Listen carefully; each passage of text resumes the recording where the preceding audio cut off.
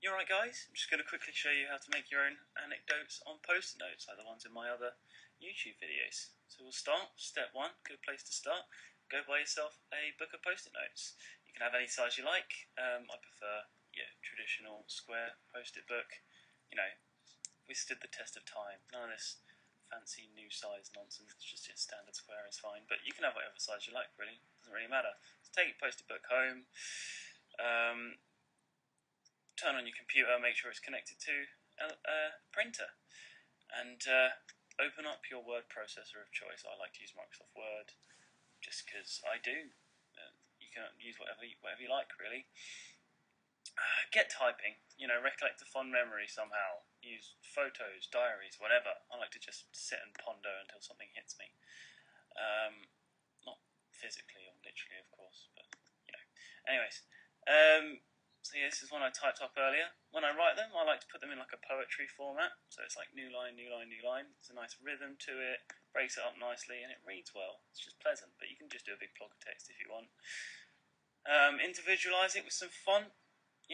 Pick your favourite font, whatever font you like. That's completely up to you, really. Ball's in your court there. Design your own font if you want to. What the hell? Go nuts.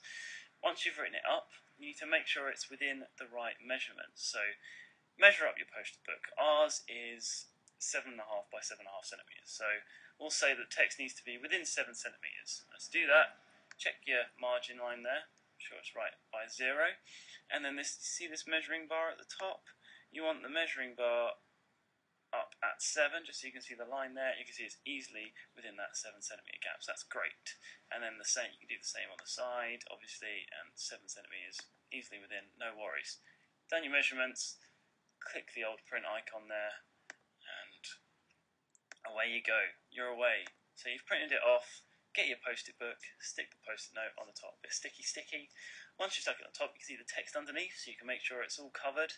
So the text is completely covered, and the sticky side is parallel to the top of the page. Now, this is neededly so because when you stick your paper in, your post-it note should be nice and flush on the paper so it doesn't cause any jams in the printer.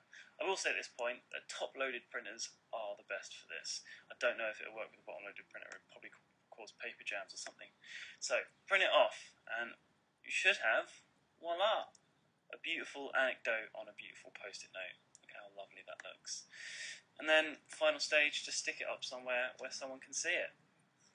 People can see it. Just as an example, I don't put it up in the cupboard for my flatmates to see by the beans, the precious beans, big stack of them there. You can take a video to document it, or photos, or whatever. You can put them wherever you like. On the street somewhere, in a studio, in your house, in other people's houses, wherever you like. Go crazy, get creative with it. Who the hell knows?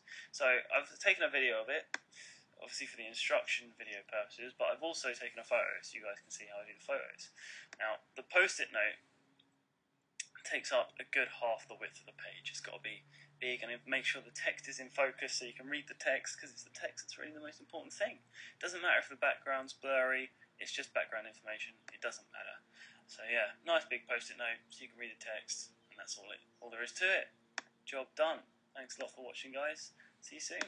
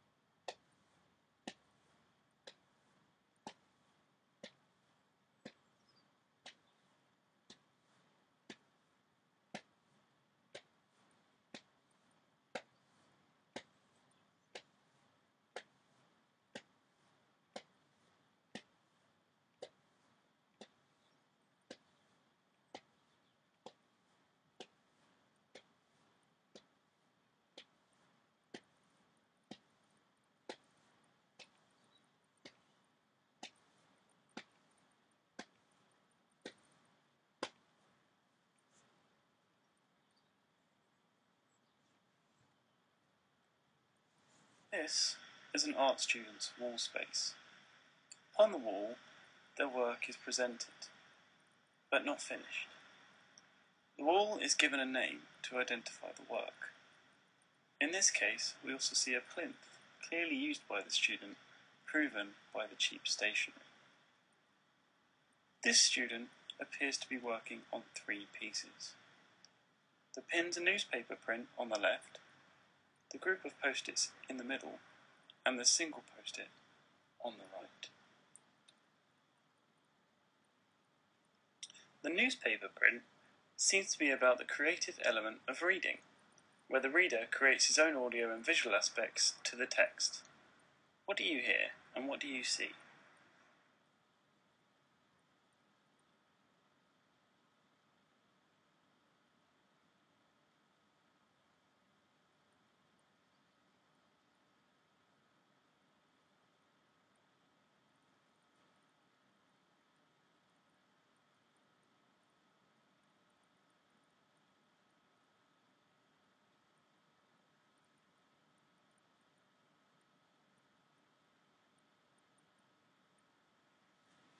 The group of post-its seem to be about the temporary nature of a moment.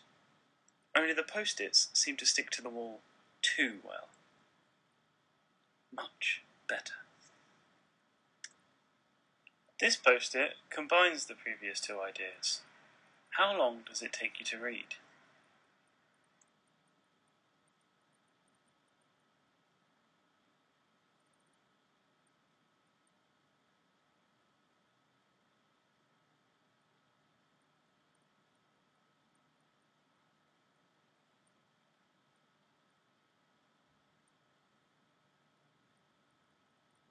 It is hard to just sit down and write a fond memory in the form of an anecdote.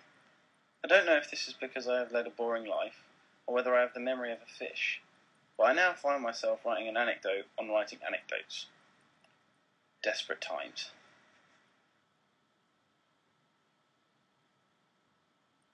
So I was my girlfriend's +1 to a family wedding. Needless to say, I was trying desperately hard to make a good impression. I'm in the gents, and her father walks in. Could be awkward. But before I got the chance to pretend I didn't see him, he opens with, "So this is where the big knobs hang out." This is a true story.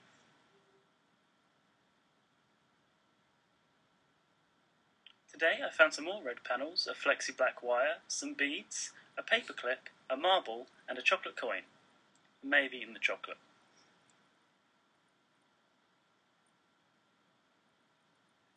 On my way home from uni today, I saw a tour bus with a man on the top deck doing a Nazi salute. I couldn't believe it. As the bus got closer, I realised it was just the tour guide pointing at the Royal Crescent.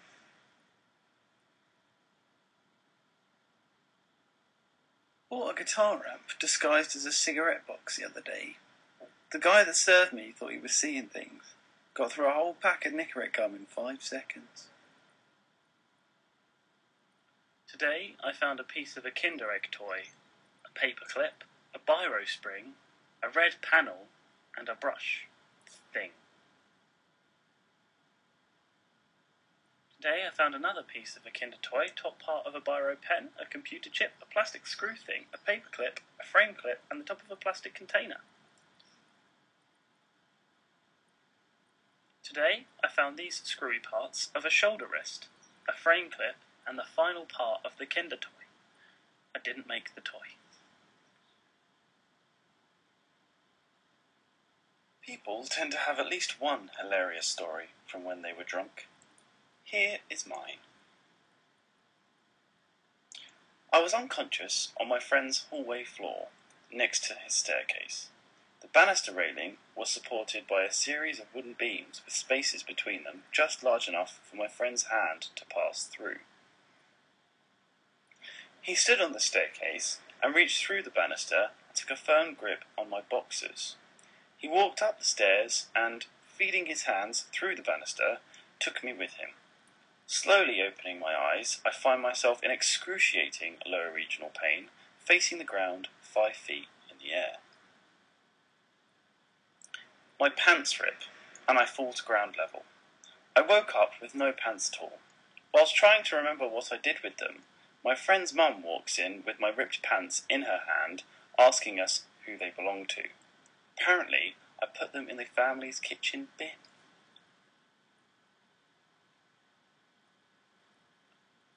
I was on the back pegs of a friend's bike on our way back from the corner shop. He went over a bump too quickly, and I went flying. I forgot I had arms to soften the fall, so landed flat on my face. I came to and saw my terrified friend shouting in my face, trying to wake me up. I placed the paper bag we had got from the shop on the gash on my head in a desperate attempt to slow the bleeding, and got up. Luckily, my friend did not live far away, so was in walking distance. In the short walk back, I was approached by a creepy old lady, asking if I wanted to come into her house, an offer I hastily declined. I got back to my friend's house where my brother was waiting for bacon to make our morning butties. Unfortunately for him, I arrived half unconscious, so breakfast would be delayed.